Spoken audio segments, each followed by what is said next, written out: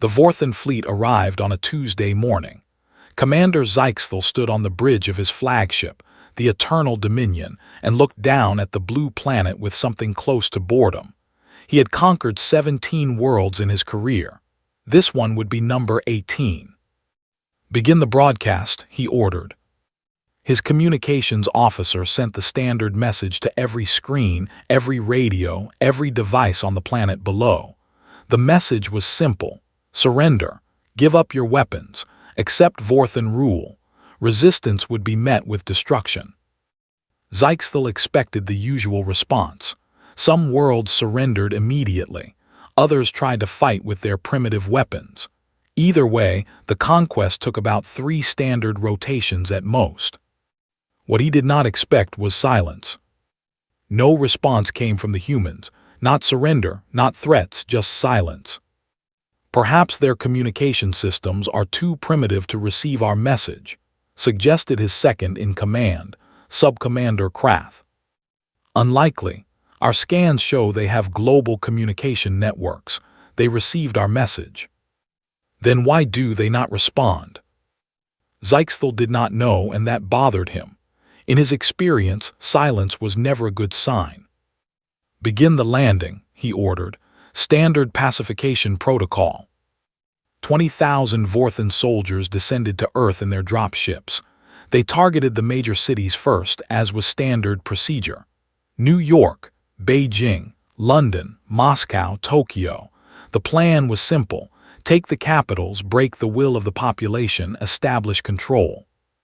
The first reports came back within hours, and they were strange. "Commander, the cities appear to be largely empty," reported Field Marshal Drex from the ground. "We have encountered almost no resistance. The humans seem to have left." "Left? Where did they go?" "Unknown, Commander. We are finding abandoned buildings, empty streets. Some humans remain, but they are mostly elderly or very young. They say the others went to the countryside." Zyxthel felt the first cold touch of unease. Why would they abandon their cities? That makes no tactical sense. "I do not know, Commander, but we are securing the urban centers as planned." "Good, continue the operation." For 3 days, everything seemed normal. The Vorthan forces spread across the planet. They established bases in the empty cities. They set up their command structures and began cataloging resources. Some humans were captured and put to work. Others were simply ignored as long as they did not resist. Then, on the 4th day, it began. A supply convoy moving through something the humans called Kentucky disappeared. Not destroyed in battle, just gone. 30 vehicles, 200 soldiers, vanished without a trace. Zyxthel ordered a search party. The search party found the convoy in a valley. Every vehicle was burned. Every soldier was dead. There were no human casualties on the ground. No bodies. No wounded left behind. Just dead Vorthan soldiers and a message painted on one of the destroyed vehicles in their own blood. "Welcome to Earth." The commander stared at the report. How is this possible? Our soldiers carry plasma weapons. They wear combat armor. How did primitive humans destroy an entire convoy? "We do not know, Commander. The survivors. There were no survivors." More reports came in over the next week. A patrol in the mountains of Afghanistan was ambushed. Out of 50 soldiers, 3 made it back. They spoke of explosions from nowhere, of enemies who appeared and disappeared like ghosts, of humans who used the terrain itself as a weapon. A communications outpost in Brazil was attacked at night. The sentries were killed silently, their throats cut. The attackers destroyed the equipment and vanished into the jungle before reinforcements could arrive. A command post in Ukraine was hit with some kind of artillery, but when Vorthan ships arrived to provide air support, there was nothing to shoot at. No enemy formations, no military vehicles, just empty fields and forests. "They are not fighting like soldiers," said Field Marshal Drex, his voice carrying frustration and fear across the communication link. "They do not stand and fight. They hit us and run. They attack from hiding. They use traps and explosions hidden in the ground. We cannot find them to destroy them. They are primitives, Zyxthel said. They cannot defeat us. They are not trying to defeat us, Commander. They are trying to make us bleed. The commander did not like that answer. He ordered more troops to the surface. He ordered heavier weapons deployed. He ordered villages burned and forests destroyed. If the humans wanted to hide, he would remove their hiding places. But for every village they burned, 3 more attacks happened. For every forest they destroyed, the humans simply moved to caves, to sewers, to underground bunkers that the Vorthan sensors could not detect. And then there were the night attacks. The Vorthan soldiers had excellent night vision. Their eyes could see heat signatures in complete darkness. This had always given them an advantage over other species. But the humans had learned to hide their heat. They covered themselves in materials that blocked thermal readings. They moved through shadows that even Vorthan eyes could not penetrate. They attacked in moments of confusion and disappeared before anyone could react. Subcommander Krath came to Zyxthel with a report after one particularly bad night. We lost 400 soldiers across the planet last night, Commander. 400. In small attacks, hit-and-run strikes, ambushes. Individually, each attack was minor, but together, he did not finish the sentence. What are they using as weapons? Zyxthel demanded. Everything, Commander. Some have captured our plasma rifles. Others use their own projectile weapons, which are more primitive but still deadly. They use explosives made from common materials. They use vehicles filled with fuel and driven into our positions. They use knives and clubs when they have nothing else. One of our patrols was killed by a group of humans using only farming tools. Farming tools? Yes, Commander, and they killed 12 of our soldiers before we could stop them. Zyxthel sat back in his command chair. He had conquered 17 worlds. He had faced armies and navies and planetary defense systems, but he had never faced anything like this. These humans did not fight to win. They fought to hurt. They did not care about holding territory or protecting cities. They only cared about making the Vorthan bleed, one cut at a time. Find their leaders, he ordered. There must be someone organizing this resistance.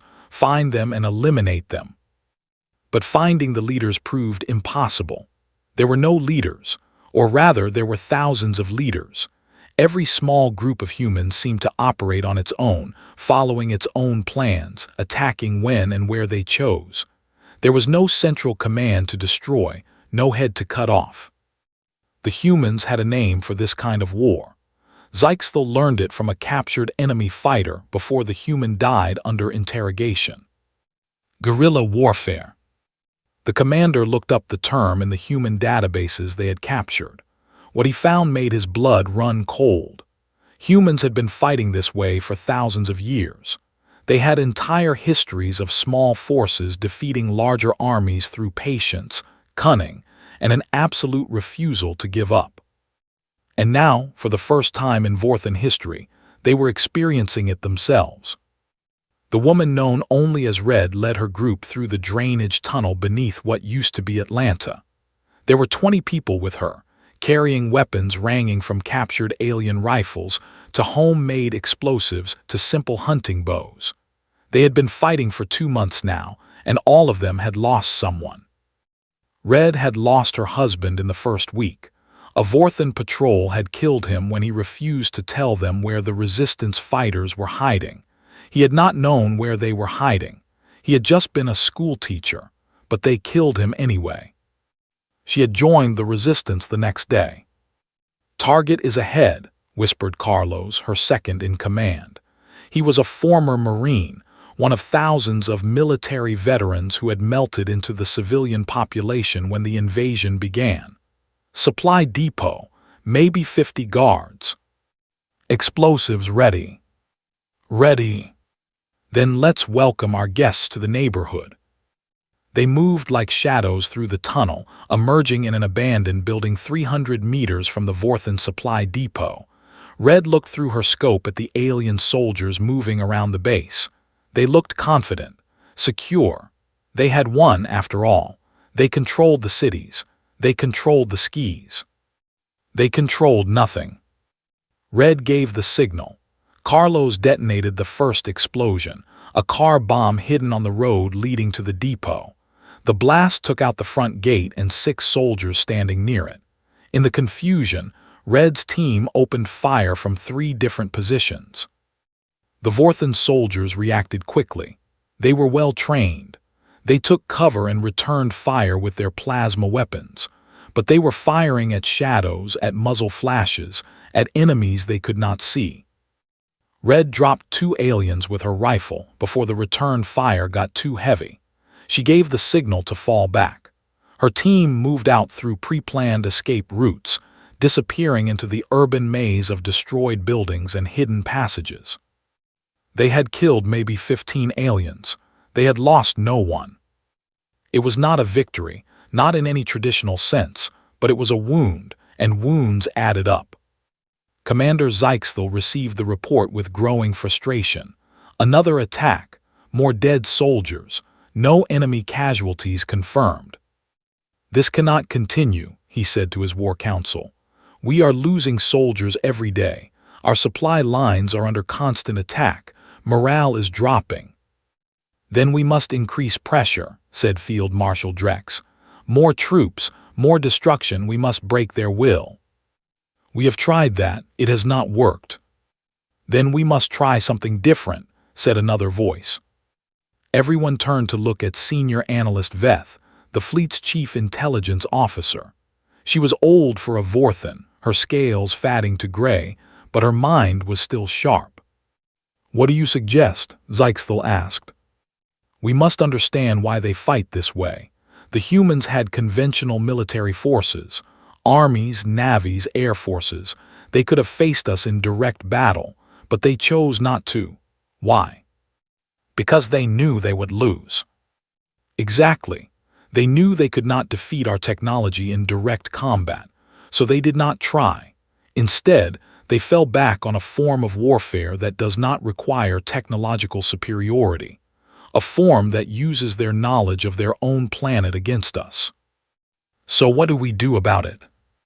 We learn, we adapt, we study their history and find out how other forces have dealt with this kind of resistance." Zyxthel nodded slowly. "Do it, find me answers." Veth worked for 3 days, reading captured human history texts, analyzing past conflicts, studying the patterns of guerrilla warfare across human civilization. What she found was not encouraging. "Commander, I have completed my analysis." "Tell me." "Throughout human history, guerrilla warfare has been used by weaker forces against stronger occupiers. The results are consistent." "Go on." "The occupying force almost always has superior military power. They win the early battles. They control the cities and the infrastructure.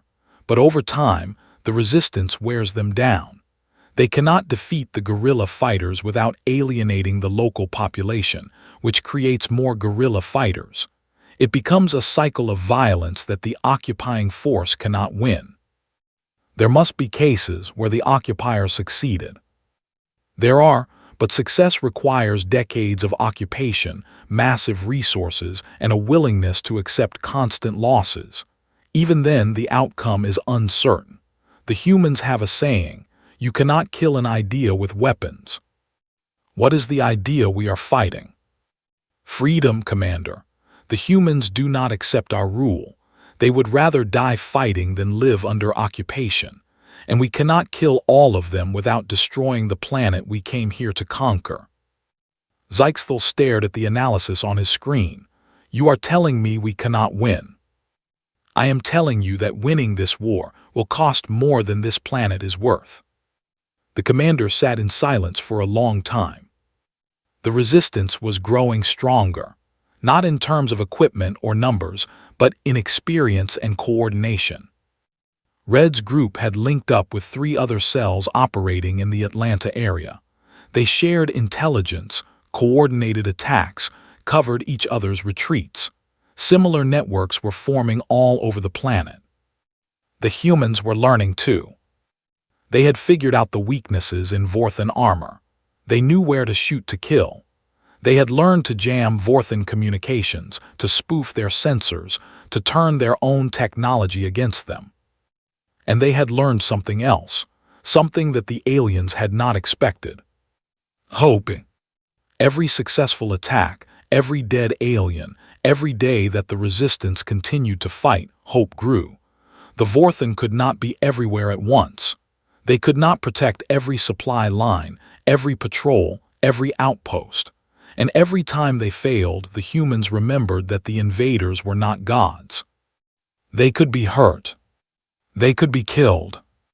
They could be beaten. Red looked at her team as they rested in their hidden base, an abandoned subway station deep beneath the city. They were tired and dirty and scared, but they were also determined. Not one of them had suggested giving up. Not one had tried to surrender. This was their planet, their home, and they would fight for it until the last one of them was dead. Or until the invaders finally learned what Guerrilla meant. 3 months into the occupation, Commander Zyxthel requested a meeting with the fleet admiral. "The situation on Earth is not sustainable," he reported. "We are losing 500 soldiers per week to resistance attacks. Supply lines are constantly disrupted. Our forces cannot establish effective control outside the major urban centers, and even there we face regular attacks." "What are you asking for, Commander?" "Reinforcements, 5 times our current ground forces. That might be enough to establish real control." The Admiral was silent for a moment. "You are asking for a quarter of our available military forces to occupy one planet, a planet we have already conquered." "We have conquered nothing, Admiral. We control some buildings in some cities. The humans control everything else." "Then burn everything else." "We have tried, they rebuild, they hide, they adapt, and for every civilian we kill, 10 more join the resistance." The Admiral drummed his claws on the console. "This is not acceptable, Zyxthel. The Vorthan Empire does not retreat from primitives." "I am not suggesting retreat, Admiral. I am reporting reality. Either we commit overwhelming force to this occupation, or we will bleed to death here one soldier at a time." The Admiral ended the call without giving an answer. Zyxthel knew what that meant. Reinforcements would not come. The Empire had other priorities, other conquests, other concerns. Earth was supposed to be an easy victory. No one wanted to admit that an easy victory had become a nightmare. He looked out the window of his command ship at the blue planet below. Somewhere down there in the forests and mountains and cities, humans were preparing their next attack, planning their next ambush, sharpening their next knife. And there was nothing he could do to stop them. Red climbed out of the tunnel and looked at the night sky. The stars were visible for the first time in weeks, the clouds having finally cleared. Somewhere up there, the Vorthan ships orbited, fat and confident. "Think we'll ever get up there?" Carlos asked, climbing out beside her. "Maybe, give it time. Time's the one thing we've got plenty of." Red smiled. It was true. The aliens might have superior technology. They might have better weapons. But the humans had something the Vorthan could not match. Patience, determination, and a very, very long memory. The resistance would continue, tonight, tomorrow, for as long as it took, because that was what guerrilla warfare meant. It was not about winning battles. It was about refusing to lose.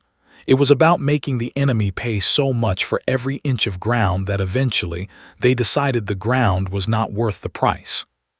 The Vorthan had come to Earth expecting easy conquest. They were about to learn how wrong they were. The seasons changed, and the war continued.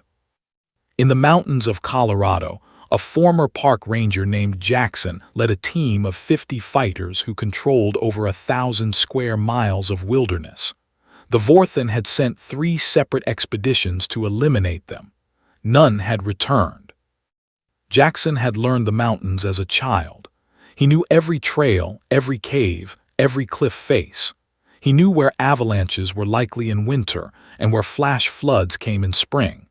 He used that knowledge like a weapon, luring Vorthan patrols into death traps that no amount of technology could overcome. His people lived like ghosts, never staying in one place, always moving. They ate what they hunted and grew what they could hide. They attacked supply convoys at night and melted away before dawn. The Vorthan called the Colorado Mountains the Dead Zone. Their soldiers refused to patrol there. In the jungles of Southeast Asia, similar stories were playing out. The descendants of people who had fought guerrilla wars for generations were teaching the aliens old lessons in new ways.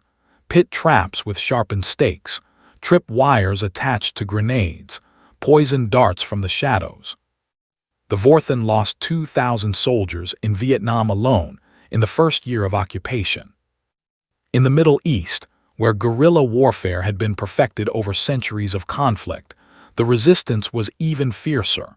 Improvised explosive devices destroyed vehicles. Snipers picked off soldiers from hidden positions miles away. Suicide attackers walked into Vorthan bases and detonated themselves, taking dozens of aliens with them. The Vorthan commanders began to understand why this region had been so troublesome throughout human history. These people did not just fight to win. They fought because fighting was their identity. They would never stop, never surrender, never accept defeat. And on every continent, in every country, similar scenes played out. The specific tactics varied based on terrain and culture, but the spirit was the same everywhere. Humanity would not bow. Field Marshal Drex requested a meeting with Commander Zyxthel after 6 months of occupation. He looked tired, defeated. His scales had lost their shine, and his eyes carried the weight of constant failure. "Commander, I must speak frankly." "Speak." "We cannot hold this planet, not with our current forces, not with any forces I can imagine." "Explain." "We control approximately 30% of the planet's surface. The rest is contested or enemy-held. Our supply lines are under constant attack. We lose soldiers every day to ambushes, traps, and sabotage. Morale is collapsing. I have soldiers refusing to patrol outside fortified bases. I have units that have not left their compounds in weeks." "That is unacceptable." "Yes, Commander, but it is reality. The humans have broken our offensive capability. We can defend what we hold barely, but we cannot expand. We cannot crush the resistance. We cannot win." Zyxthel absorbed this information in silence. "What do you recommend?" "Withdrawal to defensible positions. We concentrate our forces in the major cities and maintain control of key resources. We accept that we cannot pacify the entire planet and focus on holding what we can. The Empire will see that as defeat." "The Empire is not here, Commander. We are. And if we continue on our current path, there will be no army left to report defeat or victory." Zyxthel thought about the 18 worlds he had conquered. Each one had fallen within days or weeks. Each one had accepted Vorthan rule with minimal resistance. He had expected Earth to be the same. He had been catastrophically wrong. "Do it," he said finally. "Pull back to the cities. Establish defensive perimeters.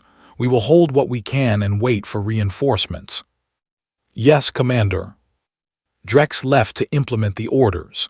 Zyxthel turned back to the window and the blue planet below. They had come here as conquerors. Now they were prisoners, trapped in their own fortifications, surrounded by an enemy they could not defeat. The humans had a word for this situation. They called it a siege. And they were very, very good at sieges. Red got the news through the resistance network. The aliens were pulling back, abandoning the countryside, retreating to the cities. "Does that mean we're winning?" asked Maria, one of the newer fighters. "It means we're not losing," Red replied. "That's not the same thing." "But they're retreating." They're consolidating, there's a difference. They still have ships in orbit, they still have weapons that can destroy cities. They're not beaten, not yet. So what do we do? Red looked at her team. 50 fighters now, up from the original 20. They had lost people along the way, good people, but they had gained more. Every week new volunteers showed up wanting to fight. We keep doing what we've been doing, she said. We hit them, we hurt them, we make them pay for every day they stay on our planet.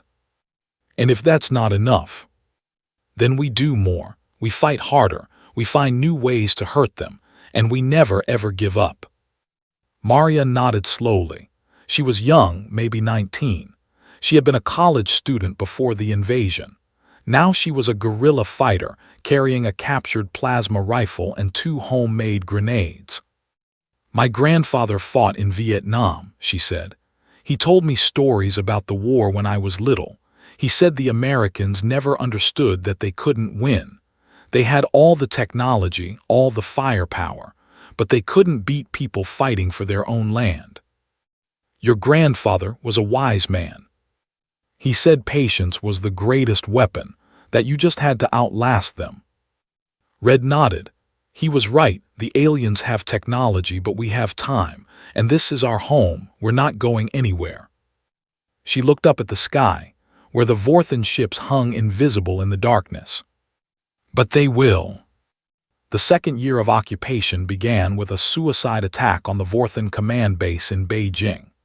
The attackers drove a fuel truck loaded with explosives into the main gate and detonated it, killing over 100 soldiers and destroying the command center. Commander Zyxthel survived only because he was on his ship at the time, but the attack shook the remaining Vorthan forces to their core. How did they get a truck full of explosives past our security? He demanded. The truck was delivering food to our soldiers, explained a security officer. It had been making deliveries for months. We trusted it. You trusted humans. We had to trust some of them, Commander. We cannot produce our own food. We cannot maintain our own vehicles. We need human workers for basic logistics. And there was the problem, Zyxthel realized. They could not survive on this planet without human cooperation, but they could never trust that cooperation because any human might be a resistance fighter. The cook preparing their meals, the mechanic fixing their vehicles, the worker cleaning their barracks, any of them could be waiting for the right moment to strike. It was impossible to tell friend from enemy because there were no friends, only enemies pretending to cooperate until they saw their chance. We need to bring in more Vorthan workers, Zyxthel ordered. Replace the humans wherever possible. Commander, we do not have enough personnel. Our losses have been severe. Every soldier we assign to support duties is one fewer soldier defending our positions. Then request more from the Empire. We have requested reinforcements 14 times in the past year. The response has been the same each time. No forces available.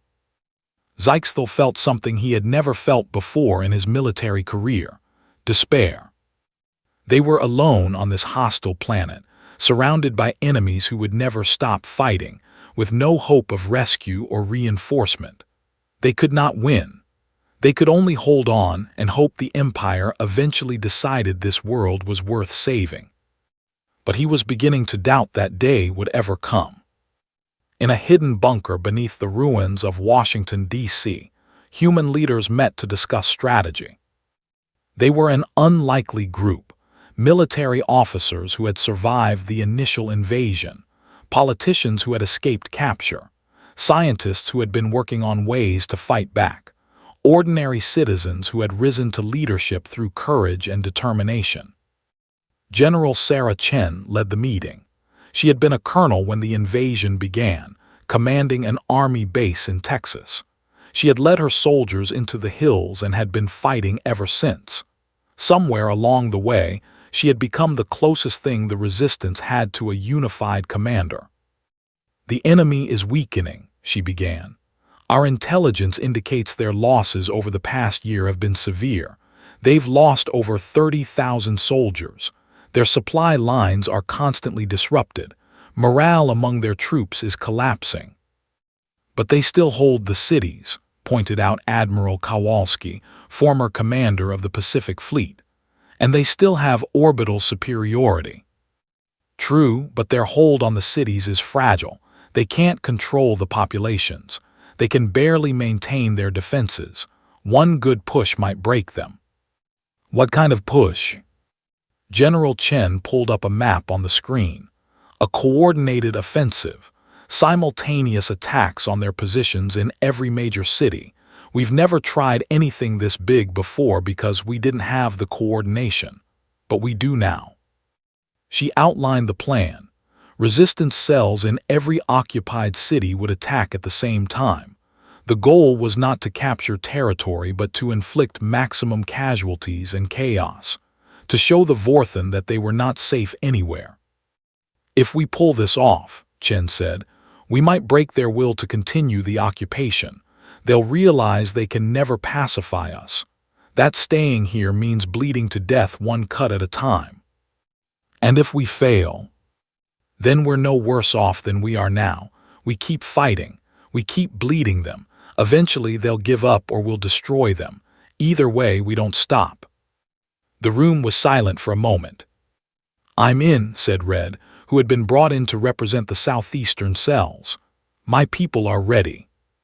One by one, the other leaders agreed. It was a risk, but they had been taking risks for over a year. What was one more? Then let's show these aliens what humans can do when we're really trying. The attack came on a spring morning, exactly 2 years after the invasion began. At 6 a.m. local time, resistance fighters in 47 cities launched coordinated assaults on Vorthen positions. Car bombs, suicide attackers, sniper teams, mortar strikes, everything the resistance had been saving for a moment like this. In New York, a tunnel packed with explosives collapsed beneath the main Vorthen base, killing hundreds of soldiers. In London, resistance fighters seized a power station and cut electricity to the alien compound, then attacked in the darkness with thermal mask teams. In Tokyo, boats loaded with explosives rammed the waterfront defenses. In city after city, the pattern repeated. The Vorthen forces, already stretched thin and demoralized, found themselves under attack from every direction. Commander Zykesthal watched the reports come in from his ship, and he felt the last of his hope die. This was not a random series of attacks. This was a coordinated offensive across the entire planet. The humans had been planning this for months, maybe years. They had built networks and gathered resources and waited for exactly the right moment. And now they were showing what they could really do. The casualties were catastrophic. In the first 6 hours, the Vorthen lost 5,000 soldiers. By sunset, the number had doubled. Defensive positions that had held for months were overrun. Command centers were destroyed. Communications were disrupted. We must retreat to the ships, Subcommander Krath urged. We cannot hold the surface. If we retreat, we lose the planet. Commander, we have already lost the planet. We lost it the day we landed. We just didn't know it. Zykesthal looked at the tactical display. Red icons marking Vorthen positions were disappearing one by one, replaced by the blue of human control. They were being pushed back, overwhelmed, destroyed. On the 18th world he had tried to conquer, the Vorthen Empire was being defeated by primitives with guns and bombs, and an absolute refusal to surrender. Order the evacuation, he said finally. All forces return to the ships. We're leaving. Commander, we're leaving. This planet is not worth any more Vorthen lives. The order went out, and across the world, Vorthen soldiers began the desperate retreat to their landing zones. Many didn't make it. Human fighters hunted them through the streets and fields, extracting a final payment for 2 years of occupation. But some escaped. Drop ships lifted off from smoking ruins and climbed toward orbit, carrying the survivors of a conquest that had become a catastrophe. Commander Zyxthel watched from his bridge as the last ships docked with the fleet. The numbers were devastating. Of the 20,000 soldiers who had landed on Earth, fewer than 4,000 had made it back. "Set course for Vorthen space," he ordered. "Maximum speed." "Yes, Commander. What shall I log as the status of this world?"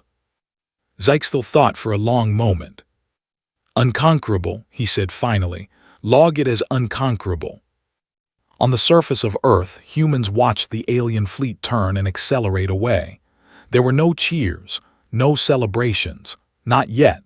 They had learned too much caution for that. But as the hours passed and the ships grew smaller and smaller in the sky, the reality began to sink in.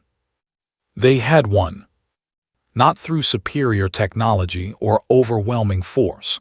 They had won through patience and determination and an absolute refusal to accept defeat.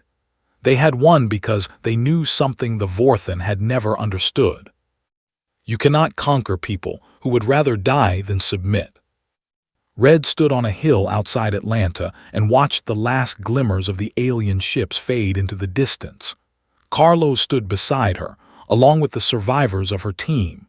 Fewer than half of the people she had started with were still alive. The others had given everything. "Think they'll come back?" Carlos asked. "Maybe, probably not, but if they do, we'll be ready." Red nodded. "We'll be ready." She thought about her husband, dead in the first days of the invasion. She thought about all the people who had fought and died over the past 2 years. They would never see this moment, but they had made it possible. "Let's go home," she said. They walked down the hill together, into a world that was free. In the years that followed, the story of Earth's resistance spread through the galaxy. Other conquered species heard about the planet that had defeated the Vorthen. They heard about guerrilla warfare and asymmetric tactics and the power of refusing to surrender. Some of them started to fight back. The Vorthen Empire, already stretched thin, found itself facing resistance on world after world. The methods varied, but the spirit was the same. People who had accepted conquest were starting to remember that submission was a choice. And they were choosing differently. Commander Zyxthel lived long enough to see the beginning of the end. The empire he had served his whole life was crumbling, weakened by 1,000 small wars it could not win. And it had started with one blue planet and a species too stubborn to know when they were beaten. On his deathbed, an old Vorthen soldier asked him about Earth. "What were they like?" the soldier asked. "The humans." Zyxthel thought about the question for a long time. "They were impossible," he said finally. "Impossible and terrifying and magnificent. They taught us what happens when you try to conquer people who love their freedom more than they fear death. What happens? You lose. You always lose. We just didn't understand that until it was too late." He closed his eyes and remembered the blue planet spinning below his flagship. So beautiful, so deadly. The 18th world he had tried to conquer and the first one that had conquered him. "The humans had a word for what they did to us," he said. "Guerrilla. It means little war, a war of small cuts and patient waiting." "Did it work?" "It worked. Better than any weapon we had ever faced, because you cannot defeat an idea with plasma rifles. You cannot bomb determination out of existence. You cannot kill hope." The old commander drew his last breath. "They taught us what guerrilla means," he whispered, "and we learned it personally." On Earth, the scars of occupation slowly healed. Cities were rebuilt. Fields were replanted. Life returned to something like normal. But the people remembered. They built monuments to the fallen. They taught their children about the resistance. They made sure the lessons of those terrible years were never forgotten. And they looked up at the stars with new eyes. The universe was vast and dangerous. There were other empires out there, other would-be conquerors. Earth had defeated one threat, but there would be others. The humans began to build ships, weapons, defenses. They were no longer the innocent species they had been before the invasion. They were veterans of the worst war in their history, and they were determined never to be caught unprepared again. General Sarah Chen, now the head of the newly formed Planetary Defense Force, gave a speech on the 10th anniversary of the liberation. "We learned something about ourselves during the occupation," she said. "We learned that we are stronger than we knew, braver than we believed, more stubborn than anyone imagined. The Vorthen came here thinking we would be easy prey. They learned otherwise." She looked out at the crowd, thousands of people who had lived through the war and millions more watching on screens around the world. "If anyone else ever comes here with conquest in their hearts, they will learn the same lesson. This is our home, our planet, and we will never ever surrender it." The crowd erupted in cheers. High above, a new space station was under construction, the first of many. Humanity was reaching for the stars, not as victims or conquerors, but as survivors who knew exactly what they were capable of. The universe had tried to break them. It had failed. And somewhere in the eternal darkness between stars, the word was spreading. Earth was not to be touched. The humans were not to be challenged, because anyone who tried would learn what the Vorthen had learned. What Guerrilla meant. Personally,